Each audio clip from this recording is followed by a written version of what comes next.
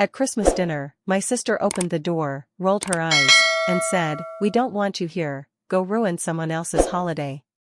I glanced inside and saw the whole family laughing around the table, so I just said, "Got it." 10 minutes later my dad came rushing out the door, yelling my name. Imagine driving 3 hours through a literal blizzard, clutching presents, filled with that warm, fuzzy Christmas Eve anticipation, only to have your own sister open the door, look you dead in the eye, and say, "We don't want you here, Kelly. Go ruin someone else's holiday." That's how my family, the people who were supposed to love me unconditionally, chose to spend Christmas Eve 2 years ago, and honestly, it changed everything. It was Christmas Eve, and I'd just braved a 3-hour drive through a full-blown blizzard. Snow was piling up faster than my wipers could clear it, but I didn't care. I was practically vibrating with excitement, a bag of perfectly wrapped presents on the passenger seat, heading home to my parents' colonial. You know the house, the one where every window glows warm against the winter darkness, just like in a Hallmark movie. I finally pulled up, grabbed my gifts, and crunched my way through the fresh powder, my heart full. Peeking through the front windows, I could see Mom's best china glistening on the dining room table, the chandelier casting a soft, golden glow. Everyone was already there, the whole family. My chest actually tightened with anticipation. I knocked. And then, there she was, Gwen. My younger sister, 3 years my junior, looking absolutely flawless. Her blonde hair was perfectly curled, and she was wearing this ridiculously expensive cashmere sweater. The moment her eyes landed on me, that perfect smile just vanished. Her face went cold, utterly dismissive. "We don't want you here, Kelly," she said, her voice flat, devoid of any warmth. "Go ruin someone else's holiday." Right behind her, over her shoulder, I could see them all. Mom in her festive red dress, Dad jovially carving the turkey, Uncle Roger gesticulating wildly, Aunt Kristen literally wiping tears from laughter. My cousins, my grandparents, everyone. They were all there, celebrating, and it looked like they'd been at it for ages. Having Christmas without me. The realization hit me like a physical blow. "Got it," I managed to choke out, my voice barely a whisper. I turned, feeling numb, and walked back to my car. My hands were shaking so violently I almost dropped my keys. Those carefully wrapped presents? They stayed right there in the bag. I didn't cry. Not then. Not until I was back on the highway, driving aimlessly, the radio blaring cheerful Christmas carols that felt like a cruel, mocking soundtrack to my heartbreak. Just 10 minutes down the road, my phone absolutely exploded. Dad's name flashed across the screen over and over. Then Mom. Then numbers I didn't even recognize. I let every single one go straight to voicemail. My jaw was clenched so tight it physically ached. Christmas Day, I woke up in this grim highway motel room that reeked of bleach and stale cigarettes. My phone? 43 missed calls. And a flood of text messages that started apologetic, then quickly, predictably, spiraled into anger. "Dad, where are you? Gwen said you just left. Call me back right now, Kelly." "Mom, sweetheart, there's been a misunderstanding. Please come back, we have your stocking." And then, from Gwen, "You're seriously going to make this about you?" Typical, Kelly. That last one, that one made something deep inside me just snap. For years, I'd been the family punching bag, the one who just never quite measured up. Gwen, on the other hand? She'd married Bradley Morrison, a hedge fund manager with a Mercedes and a Hamptons vacation home. She lived in a 5-bedroom colonial in the ritziest part of Ridgewood, her 2 perfect kids in private school, and she basically ran the local charity circuit. Me? I was a high school English teacher in a tiny New York 1-bedroom, driving a 10-year-old Honda. My big splurge was a fancy coffee maker. To my family, I was practically invisible, except when they needed someone to feel superior to. But this Christmas Eve rejection? This was different. Slamming the door in my face, making a spectacle of it while the whole family watched, and from the sound of it, laughed about it, that crossed a line I hadn't even known existed. I just drove back to my apartment. I spent Christmas Day alone, eating lukewarm Chinese takeout and watching old movies, feeling completely hollow. Finally, I listened to Dad's voicemail. His voice was frantic. "Kelly, I don't know what happened. Your mother and I had no idea you weren't invited. Gwen said you declined because of work. When I asked where you were, she said you'd stopped by but had an emergency." He rambled on. "We didn't know the truth until Aunt Kristen saw your car pulling away. Call me back. This is unacceptable." So, Gwen lied. Not just a little white lie, but a whole carefully constructed story. She'd orchestrated the entire thing, making sure I arrived just late enough that everyone would be settled, distracted. She positioned herself to answer the door, delivered her dismissive little speech, then spun a web of more lies to keep the party rolling without missing a beat. The full weight of that realization hit me in waves over the next few days. This wasn't some spontaneous, stress-induced outburst. This was planned. She timed my arrival, she set herself up at the door, she rehearsed that cutting, dismissive speech. The sheer malice, the level of calculation needed for that, made me feel utterly, physically sick. That entire week between Christmas and New Year's, I just replayed everything.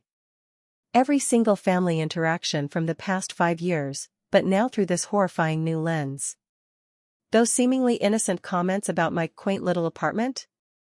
They weren't teasing, they were deliberate digs. The way Gwen always managed to announce her latest, glittering accomplishment immediately after I dared to share something positive about my own life. Oh, and how she'd introduce me to her friends. "This is my sister, Kelly, the teacher." With just enough emphasis to make teacher sound like a consolation prize, not a respected profession.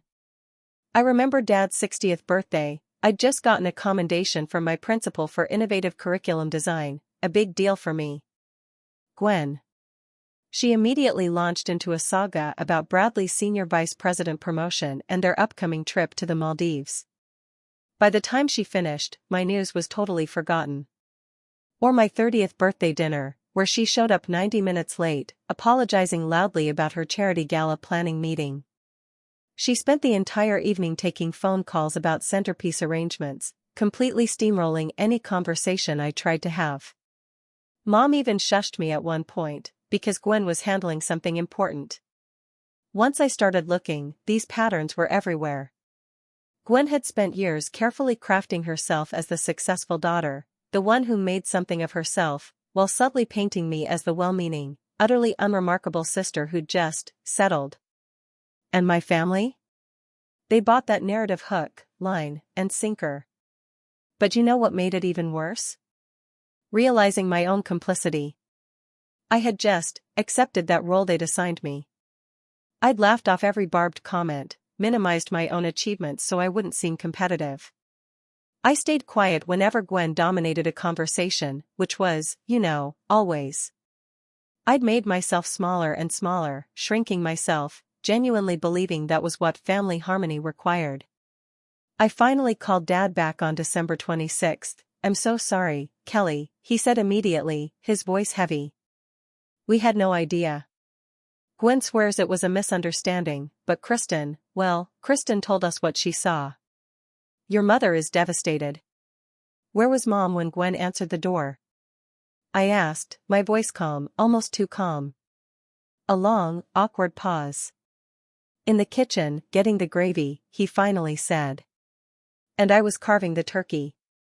"Sweetheart, I know how this looks, but we would never deliberately exclude you. You're our daughter, Kelly." "Gwen's your daughter, too," I shot back, "and she deliberately excluded me while you all sat there laughing." "We weren't laughing at you, honey. We didn't know you were there," he insisted. Part of me, the old, compliant part, wanted to believe him.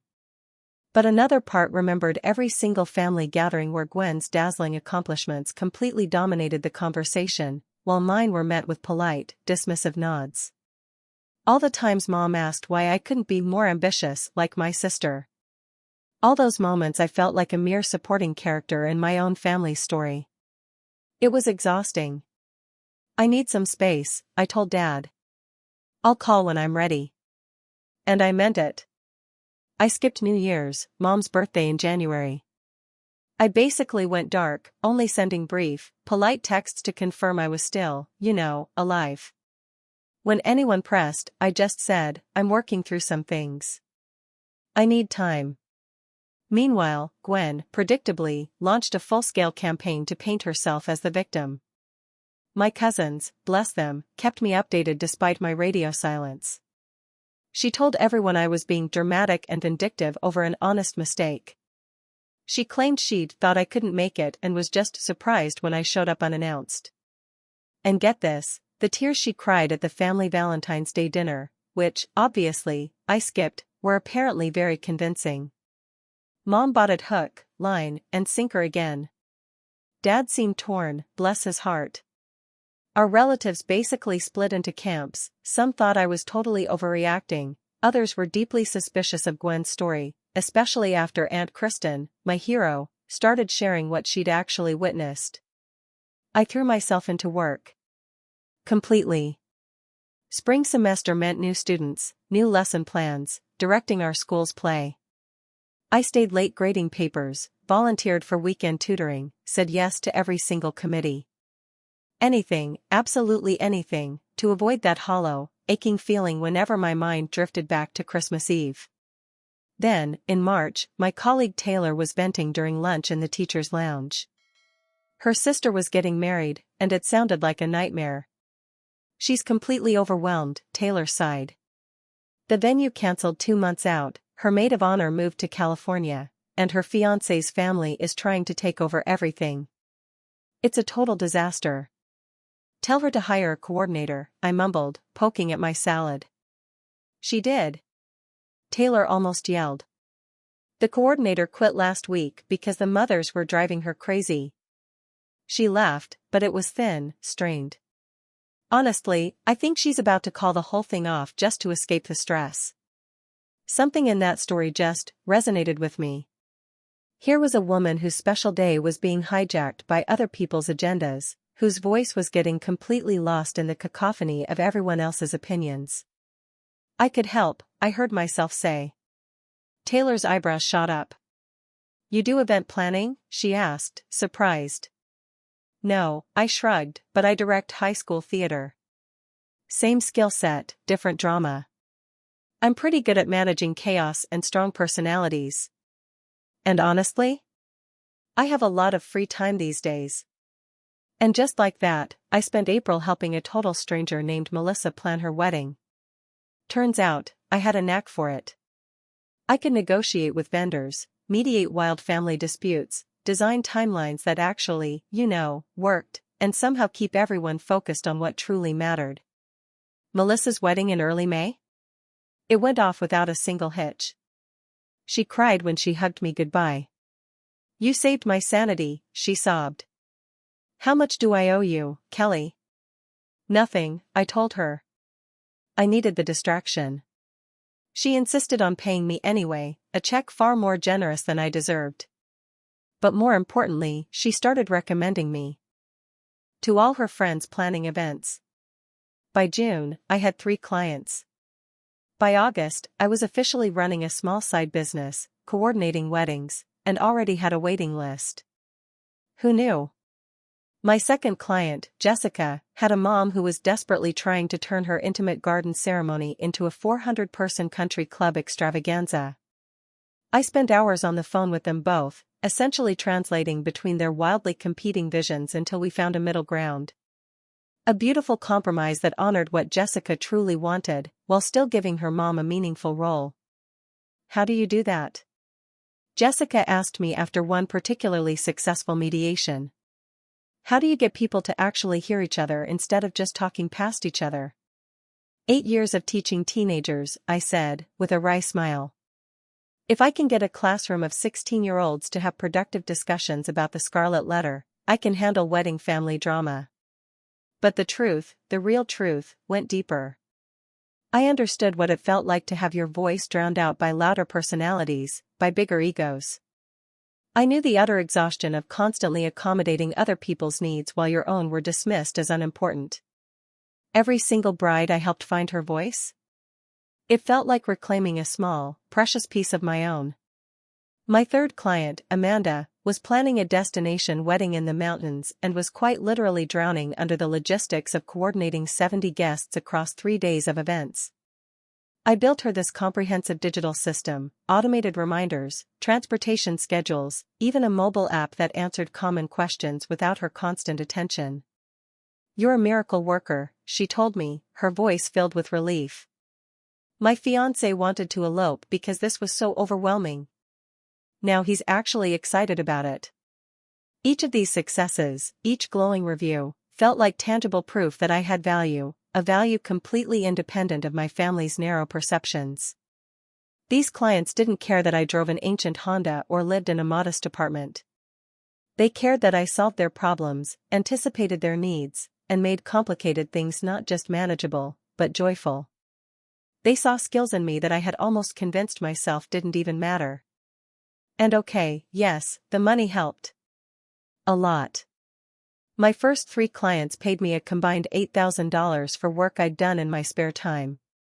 By the time school started again in September, I'd actually earned more from event planning than I made in an entire month of teaching.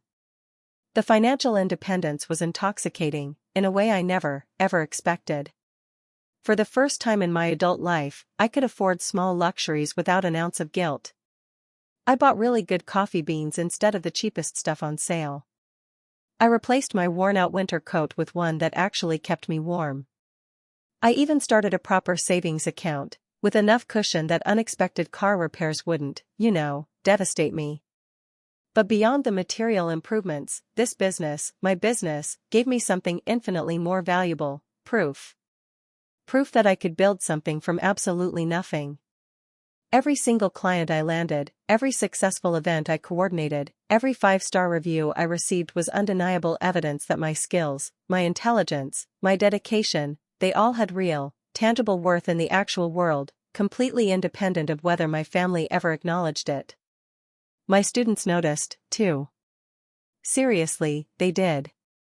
I walked into class that September with a brand new confidence I hadn't possessed in years. When Tyler Chen, a chronic troublemaker, tried to derail my Great Gatsby lesson, I shut him down with a mix of humor and authority that surprised both of us. "Mr. Chen," I said, "if you spent half the energy on your essay that you spend on disrupting my class, you'd probably write something brilliant. Let's try it my way today and see what happens, shall we?" The class laughed, but it was friendly laughter, not that mean-spirited kind. And get this, Tyler actually stayed after class to ask questions about his thesis statement. Other teachers started commenting on how engaged my students seemed, how much they participated. I'd always been a decent teacher, but I'd also always held something back, Afraid to take up too much space, afraid to demand too much attention. Now I was asking for what I deserved, both in that classroom and outside it. And people responded. Positively. Turns out, when you value yourself, others tend to follow suit. It's a powerful lesson. The money was amazing, don't get me wrong. But what I really loved was the problem solving. Every single event was a complex puzzle with 1,000 moving pieces, and I discovered I was genuinely excellent at making those pieces fit perfectly together. I was building something that was entirely mine, separate from my family's suffocating judgments and expectations. Then, in September, Gwen called. For the first time since that terrible Christmas. "Mom says you're not coming to Thanksgiving," she started, no preamble, just accusation. "You need to get over yourself, Kelly." My response? Calmly, "I'm working on Thanksgiving. I have a client event, a 50th wedding anniversary party." It was true. I'd spent months meticulously planning an elegant celebration for 200 guests for Mr. and Mrs. Patterson. "You're seriously choosing work over family because I hurt your feelings 9 months ago," she sneered. That casual dismissal, that patronizing tone in her voice, ignited something sharp and cold in my chest. "You didn't hurt my feelings, Gwen. You publicly humiliated me, and then you lied about it to cover your tracks. There's a difference." "Oh my God, you're still on this, she scoffed. I told you it was a misunderstanding. Aunt Kristen saw what happened, I reminded her. She told Dad the truth. A beat of icy silence. Then, Kristen exaggerated because she's always been jealous of me. You know how she is. My voice stayed perfectly level, almost pleasant. I know how you are, Gwen. And I'm done pretending otherwise. Mom's going to be devastated if you skip another holiday, she wailed. Then maybe you should have thought of that before you turned me away on Christmas Eve while the whole family watched. I hung up before she could even utter another word. My hands were trembling with adrenaline, but it felt good. Terrifying, yes, but undeniably good. Thanksgiving came and went. The Patterson anniversary party? A massive success. Mr. Patterson even slipped me an extra $1,000 tip, along with his most sincere thanks. I spent the actual holiday eating catered leftovers in my apartment, video chatting with Aunt Kristen, who, my absolute queen, had also skipped the family gathering in solidarity. Your mother asked about you at least 20 times, Kristen reported, a hint of exasperation in her voice. And Gwen gave this whole dramatic speech about how you're being selfish and need to forgive and forget. I almost threw my wine at her. Thanks for not doing that, I said, genuinely smiling. It was a near thing, she replied, her smile tinged with sadness. I'm so proud of you for standing your ground, Kelly, but I hate seeing the family fractured like this. I'm not the one who fractured it, I stated simply. No, you're not. But you're the one who gets blamed anyway, she said, a resigned sigh in her voice. Because that's easier than holding Gwen accountable. She wasn't wrong. As December rolled around, the pressure really intensified. Mom called, crying, begging me to come to Christmas, swearing things would be different. Dad sent these long, heartfelt emails about the importance of family and forgiveness. Various aunts, uncles, and cousins all weighed in, most of their opinions boiling down to me being stubborn and difficult.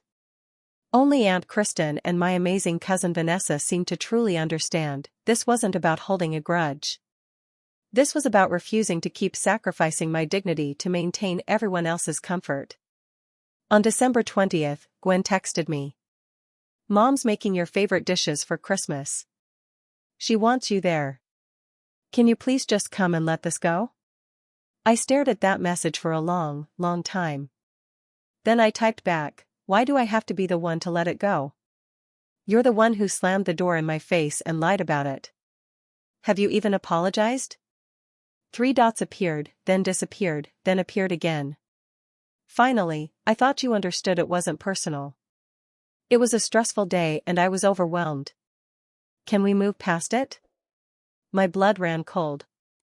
That's not an apology, Gwen. Silence. Christmas Eve arrived again. Exactly 1 year after the absolute worst holiday of my life. I had a client meeting that morning for a New Year's Eve wedding I was coordinating. Afterwards, I just sat in my car, watching people rush around with shopping bags, caught up in the season's rituals. My phone rang. Dad. Kelly, please come tonight, he pleaded. Your mother's barely holding it together. She needs all her girls here. Did Gwen apologize? I asked. A long, heavy sigh. She feels terrible about last year. She knows she handled it badly. That's still not an apology, Dad. Why does it have to be formal? Can't you just accept that she's sorry and move on? It's Christmas. It's Christmas because the calendar says so, I shot back, my voice unwavering. That doesn't erase what you did or make her behavior acceptable. You're splitting hairs now, Kelly. Family means forgiving each other. Family also means not treating each other like garbage in the first place. I closed my eyes, willing my voice to stay steady, to not crack. I love you and Mom, but I'm not going to keep setting myself on fire to keep everyone else warm. If Gwen wants me there, she can apologize for real. Otherwise, I'm done pretending everything's fine when it's not. You're breaking your mother's heart, he accused. Gwen broke mine first, Dad. Nobody seemed to care about that. I ended the call. Drove home through snow that looked exactly like last year's snow, past houses decorated exactly like last year's. Everything was the same. Except me. Around 8 p.m., there was a knock on my door.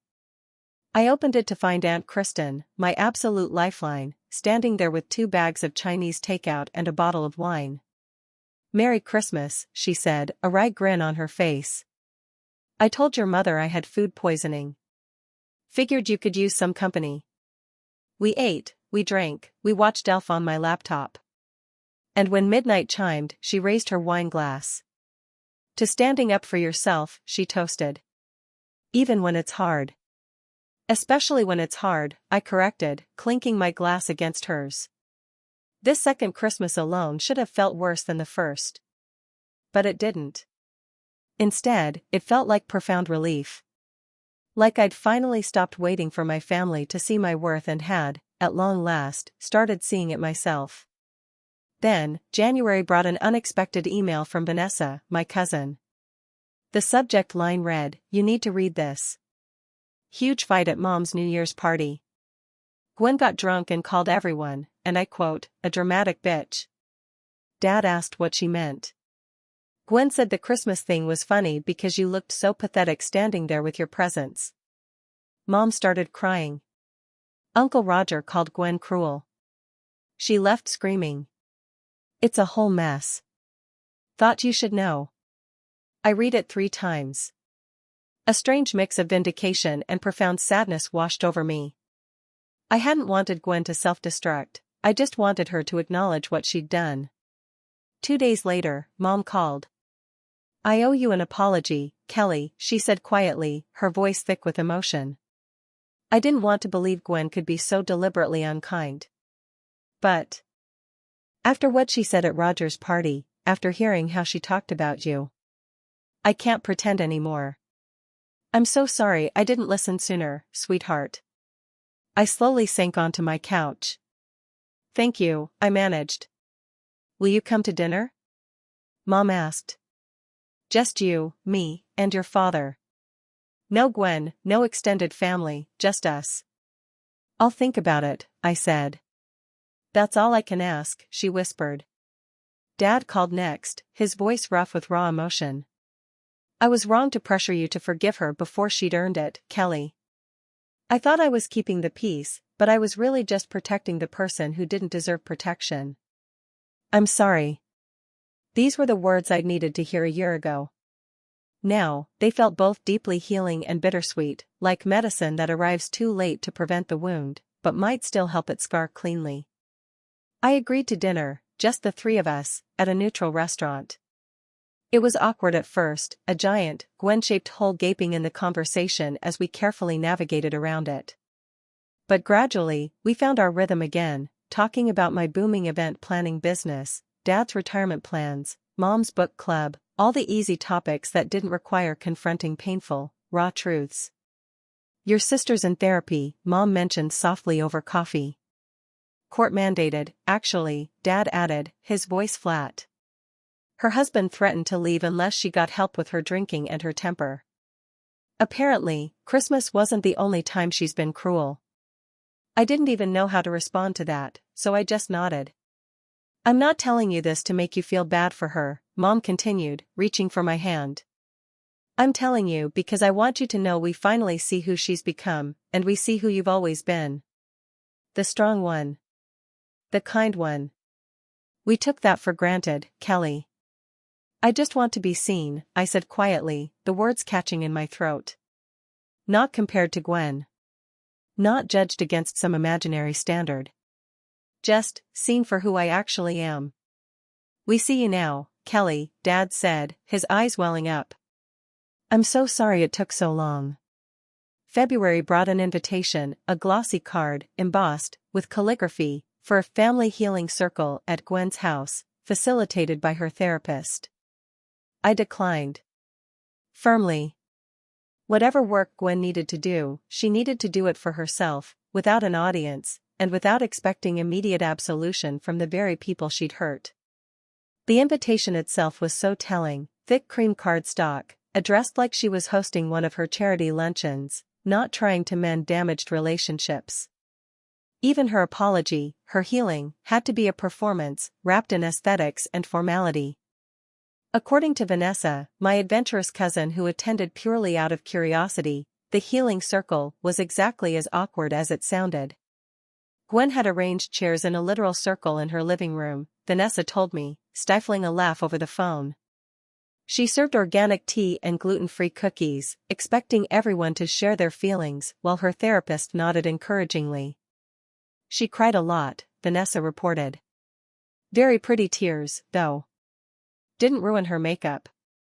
She talked about her struggles with perfectionism and how much pressure she felt to be the successful daughter. Your mom cried, too, Vanessa added. And Uncle Roger? He looked like he wanted to be anywhere else on the planet. The therapist kept dropping phrases like radical vulnerability and authentic truth-telling. Did Gwen actually take responsibility for anything specific? I asked. Sort of, Vanessa said, clearly unconvinced. She said she'd caused pain and was working on her behavior patterns, but it was all super vague and general. Nothing about Christmas. Nothing about lying to the family. Nothing concrete. I wasn't surprised. Real accountability, true accountability, requires specificity. It means naming exactly what you've done wrong and acknowledging the impact without hedging or softening. Gwen's version? It sounded like pure therapy speak, designed to create the appearance of growth without the actual, gut-wrenching discomfort of genuine reckoning. She asked about you, by the way, Vanessa added, wanted to know if you'd gotten her invitation. I did. She asked if I thought you'd ever forgive her. What did you say? I asked. I told her that wasn't my question to answer. What did she say to that? Nothing, Vanessa chuckled. Just got this look on her face, like she'd bitten into something incredibly sour. Then the therapist redirected everyone to talk about moving forward with intention or something equally vague. A tiny part of me, the old Kelly, felt guilty for not attending. Mom had called twice, begging me to reconsider, emphasizing how much effort Gwen was putting into therapy and healing. But I'd learned the hard way that my presence wasn't required for Gwen's healing journey. She needed to do that work independently, regardless of whether I forgave her. And honestly, I wasn't even sure I wanted to forgive her, not in the way people seem to expect, where forgiveness meant everything just snapping back to how it was before. That old dynamic had been utterly toxic, built on me diminishing myself so Gwen could always feel superior. I had absolutely zero interest in resurrecting that pattern. Instead, I poured everything into building my business. By March, I'd coordinated enough events that I could actually quit teaching and do event planning full-time. It was terrifying, leaving the security of a steady paycheck and health insurance. But Aunt Kristen, bless her, offered to help with startup costs, and several former clients provided these glowing testimonials for my website. In April, I hired my first assistant, Paige, a recent college grad with tremendous organizational skills and a calming presence clients absolutely adored. In May, we moved into a small, but our own, office space. And by June? A local magazine featured my business in their Entrepreneurs to Watch section. Can you believe it? The magazine interview? It happened almost by accident. A reporter named Lisa Chen had been a guest at one of my clients' weddings and was apparently blown away by how smoothly everything ran. We'd had a sudden thunderstorm that forced us to move the entire ceremony indoors with literally 30 minutes notice. I watched you redirect 200 people, reorganize the entire setup, and keep the bride from having a total meltdown, Lisa said when she called to request an interview. All while staying completely calm. That's a story worth telling. The resulting article was even more in-depth than I'd expected. Lisa interviewed several clients, all of whom said the most embarrassingly nice things about my work. She photographed me in my brand new office, captured Paige and me collaborating on a timeline, and even included a sidebar about the growing trend of skilled professionals leaving traditional careers to start their own service businesses. The magazine hit stands on a Thursday. By Friday afternoon, my phone had 17 new voicemail messages from potential clients. By Monday, I had inquiries for 9 weddings, 3 corporate events, and 2 milestone birthday parties. The exposure was overwhelming and absolutely exhilarating, all at once. Mom called that week, asking if she could buy 5 copies of the magazine to show her friends. Dad sent flowers to my office with a card that read, "Simply proud of you, Kelly." Even Vanessa posted the article on social media with a caption about her brilliant cousin building an empire. The attention, the validation, felt incredible.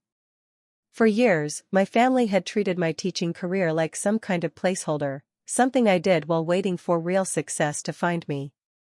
Now, I had this tangible, undeniable proof that I had created something truly valuable, and strangers, people I'd never met, were desperate to hire me because of it. But, of course, success brought new pressures. With Paige's amazing help, I was managing the increased workload, but just barely. We were both working 60-hour weeks, and I could see the exhaustion slowly creeping into her usually cheerful demeanor. I desperately needed more help, which meant more overhead, which meant higher prices, which meant positioning myself as a premium service, not just an affordable option. The business decisions felt absolutely endless. Do I hire another full-time assistant or just contract with freelancers for busy seasons? Did I need even more liability insurance? Should I start turning down clients who couldn't meet my minimums, or keep saying yes to everything and risk completely burning out? I stumbled upon these Facebook groups for event planners, and I spent late nights devouring threads about pricing structures, nightmare clients, vendor relationships, and horror stories that, honestly, made my own problems seem incredibly manageable. The community support was invaluable. When a florist delivered the wrong arrangements to a venue, a planner in Boston talked me through crisis management, step by step. When a client refused to pay her final invoice, a coordinator in Chicago shared her contract language that had actually held up in small claims court. And through those groups, I also learned something critical: I was drastically undercharging. My prices were fine for a side hustle, but not for a full-fledged business with office space and employees. If I wanted this to be truly sustainable long-term, I needed to value my expertise at market rate. Raising prices felt utterly terrifying. What if clients thought I was gouging them? What if no one hired me anymore? But another planner, a woman named Cheryl who'd been in business 15 years, put it to me bluntly: "Honey, if you're booked solid and exhausted, you're too cheap. Raise your prices until you're busy, but not drowning. The clients who balk aren't your ideal customers anyway." So, I did it. I restructured my packages, increased my rates by a whopping 40%, and added premium add-ons for services like day of coordination and full vendor management. I braced myself for backlash, angry emails, canceled consultations. Instead, bookings stayed steady. The clients I attracted at the higher price point were generally easier to work with, had more realistic budgets for their visions, and genuinely respected my expertise instead of questioning every single suggestion. Cheryl had been absolutely right. Pricing communicated value, and the right clients understood that quality service wasn't cheap. I sent the magazine article to my parents. Dad called immediately, his voice practically bursting with pride. "Look at you building an empire," he boomed. "Not an empire, Dad," I replied, a small smile playing on my lips. "Just a small business that makes people's special days a little less stressful." "Your mother wants to frame this article," he laughed. "Dad, it's just a magazine." "It's proof that you were right, Kelly," he said, his voice softening, "that you didn't need to be like Gwen to be successful. You just needed to be like yourself." Something about that simple statement made my throat tight with emotion. "Thanks, Dad." The summer passed in a blur of weddings, corporate events, and milestone celebrations. I was too busy to dwell on family drama, and honestly, that felt like its own kind of healing. Paige proved absolutely invaluable, handling details I would have certainly missed, and charming even the most difficult clients with her genuine, infectious enthusiasm. Then, in August, an envelope arrived at my office. Inside was a beautiful card with a hand-painted watercolor on the front. The message, in Gwen's surprisingly careful handwriting, read, "I've been working with my therapist on taking accountability instead of making excuses. I was cruel to you on Christmas Eve 2 years ago. Not by accident. Not because I was stressed. But because I was jealous and petty and wanted to hurt you, the way I felt hurt by my own life not being as perfect as I pretended. I lied to our family to avoid consequences. I spent a year making you the villain when I was the one who acted unforgivably. I don't expect you to forgive me. I don't deserve it. But I needed you to know that I finally understand what I did. And I'm sorry, Kelly. Truly, deeply sorry. You deserve better from me. You always have." I read it 5 times. Seriously, 5 times. I was searching for the catch, that subtle shift back to blame, the excuse disguised as an apology. But it seemed genuine. Raw. Honest. In a way Gwen had absolutely never been before. I showed it to Aunt Kristen over lunch. "What do you think?" I asked, holding my breath. She studied the card carefully. "I think it's a start," she said thoughtfully. "Real accountability is about sustained, changed behavior, not just pretty words. But the words matter, too." "Do I respond?" I asked. "That's up to you, honey. What do you want?" I considered the question deeply. "I want to stop carrying this around," I finally said. "I want to believe people can change, but I also want to protect myself from getting hurt again." "Those things aren't mutually exclusive, Kelly," she said gently. "You can acknowledge her apology without rushing back into a relationship. You can leave the door open without walking through it right away." So, I sent Gwen a brief text. "I got your card. Thank you for the apology. I need more time, but I appreciate you taking responsibility." She responded immediately, "Take all the time you need. I'll be here when you're ready. Or if you're never ready, I'll understand that, too." That last line? It actually surprised me. September brought my busiest season yet. Between fall weddings and corporate events, I barely had time to sleep. Paige and I hired 2 more part-time assistants, and we were already looking at bigger office spaces.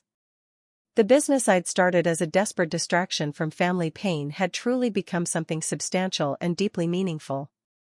One evening in mid-September, I found myself in a hotel ballroom at midnight, supervising breakdown after a wedding reception for 300 guests. My feet ached, my voice was hoarse from barking instructions to vendors, and I was running on pure coffee and adrenaline. But as I watched the last of the centerpieces get packed away, I felt a deep, profound satisfaction that teaching had never quite provided. This was mine. I had built it from scratch, grown it through sheer reputation and hard work, shaped it into something that genuinely helped people during one of the most stressful experiences of their lives. No tenure committees, no standardized testing pressures, no soul-crushing bureaucratic red tape. Just me, my incredible team, and our ability to solve problems creatively and efficiently. Paige appeared beside me with 2 bottles of water, a sight for sore eyes. "Last load's heading out," she said, a tired but triumphant smile. "Venue manager says we're good to go." "You're a lifesaver," I replied, gratefully taking a bottle. "Get some sleep. We've got the Howard consultation at 10 tomorrow." The Howard consultation. That was for the big corporate gala, 500 people, a VIP section, live entertainment. "That's the one," I confirmed. "Could be our biggest contract yet if we land it." She grinned, despite her obvious exhaustion. "We'll land it. Nobody coordinates like you do, Kelly." That kind of confidence in my abilities, freely given without qualification or comparison, still felt foreign. For so long, I'd been the sister who taught high school while Gwen ran charity galas and sat on nonprofit boards. The unspoken implication had always been that what I did was nice enough, but certainly not as impressive or valuable. Now? Now I was coordinating events that genuinely rivaled anything Gwen had ever organized, and I was getting paid handsomely for it. that corporate gala Paige mentioned? It would net us a $40,000 fee if we landed the contract. A single event that would earn more than I had made in 3 entire months of teaching. The money still felt surreal sometimes. I'd opened my business checking account and watched the balance grow from hundreds to thousands, then to tens of thousands. I'd paid off my car. I'd started contributing to a real retirement account. I even bought Aunt Kristen a gorgeous dinner to thank her for her unwavering support, and she'd actually cried when I insisted on picking up the check. "You've come so far," she'd said, squeezing my hand across the table. "I'm so proud of who you've become, Kelly." "I'm still the same person," I protested, a little defensively. "No, you're not," she countered softly. "You're the person you were supposed to be before your family convinced you to make yourself smaller. This version is the real you." Maybe she was right. This version of me spoke up when vendors tried to push unnecessary services. This version negotiated firmly but fairly, utterly confident in her worth. This version hired good people and trusted them to do excellent work. This version didn't apologize for taking up space or asking to be compensated appropriately for her expertise. Teaching had been rewarding, yes, but it had also kept me in a role everyone understood and could neatly categorize. Teachers were noble and underpaid, worked with kids, easy to respect in theory while patronizing in practice. Event planners, especially successful ones? We commanded a different kind of regard entirely. We were entrepreneurs, business owners, professionals who'd taken real risks and built something incredible from nothing. The Howard Gala consultation?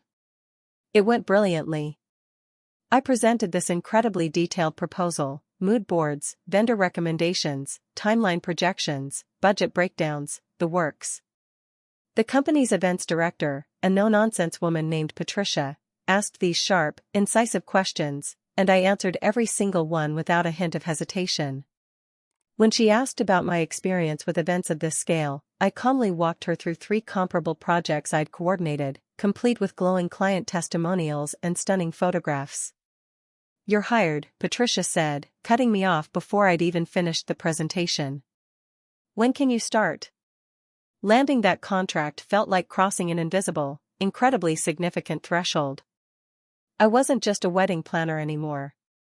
I was running a legitimate, respected events company that major corporations trusted with their biggest functions. That night, I took Paige and our 2 part-time assistants, Monica and Jasmine, out for a celebration dinner. And I gave them all bonuses. "To the team," I toasted, raising my wine glass. "None of this happens without all of you." "To the boss," Paige countered, her eyes sparkling. "Who took a chance on an untested college grad and built something incredible?" We clinked glasses, 4 women who'd found each other through a combination of luck and sheer determination, who worked ridiculous hours, solved impossible problems, and somehow still managed to laugh through the glorious chaos. This was what success actually looked like. Not the glossy, curated perfect life Gwen projected on social media, but the messy, exhausting, deeply satisfying reality of building something truly meaningful from the ground up. That Thanksgiving, I went to my parents' house. Just the 3 of us again. No extended family, and definitely no Gwen. Mom made all my favorite dishes, and we spent the evening playing board games, laughing, and carefully talking about anything except the previous 2 years. As I was leaving, Mom asked softly, "Do you think you'll ever forgive your sister?" I paused, considering. "I don't know, Mom," I said truthfully. "Forgiveness feels complicated. But I'm not angry anymore. And that's something." "It's a good something, Kelly," Dad said, pulling me into a warm hug. "That anger was poisoning you. I'm glad you found a way to let it go." The truth was, I hadn't let it go so much as I'd grown around it. The hurt was still there, a faint echo, but it no longer defined me. I had built a life I truly loved, surrounded myself with people who genuinely valued me, created something so meaningful from scratch. And in a twisted way, Gwen's cruelty had set all that in motion. While I would never thank her for it, I also wouldn't let it keep controlling my story anymore. December rolled around again. 3 years after that absolutely awful Christmas Eve. I spent the holiday season coordinating a massive client event, then enjoyed a quiet, peaceful dinner with just my parents. Gwen sent another card, again, without expectation of response, updating me on her therapy progress and her family. I didn't respond this time, but I also didn't throw it away. It went into my desk drawer, acknowledgement without commitment. On Christmas Eve, I found myself driving past my parents' old house, now owned by strangers. The windows glowed with the same golden light, but different people sat around that dining room table. Different lives. Different dramas. Different disappointments and triumphs, all unfolding behind that familiar facade. I thought about the woman I'd been 3 years ago, standing in the snow with a bag of presents, desperately seeking approval from people who simply couldn't, or wouldn't, see her worth. She felt like a stranger now. My phone buzzed. A text from Paige. Mrs. Henderson wants to add ice sculptures to the venue. I told her we'd call tomorrow to discuss budget implications. Merry Christmas, boss. I smiled, a genuine, wide smile, and texted back, perfect handling. Merry Christmas to you, too, Paige. This was my life now. Built from ashes and rejection, forged into something solid, something unequivocally mine. Gwen had meant to break me that Christmas Eve, to remind me of my lowly place in the family hierarchy. Instead, she unintentionally freed me. She shoved me out the door and made me discover I didn't need their hierarchy at all. Sometimes, the absolute worst thing that happens to you turns out to be the most powerful catalyst for becoming exactly who you were always meant to be. Sometimes, the door that slams in your face is precisely the shove you needed to find your own path forward. I drove back to my apartment through falling snow, ready to spend another Christmas exactly how I chose to spend it. In my own time. On my own terms. Living a life that finally felt entirely and authentically mine. Those presents in that bag 3 years ago? They eventually went to charity. But I'd given myself something so much better. I'd given myself permission to stop seeking approval I'd never needed, and to start building something no one could ever take away. 3 years ago, Gwen had told me to go ruin someone else's holiday. Instead, I'd ruined her narrative about me. And that, I realized, as I unlocked my apartment door, was the sweetest revenge of all.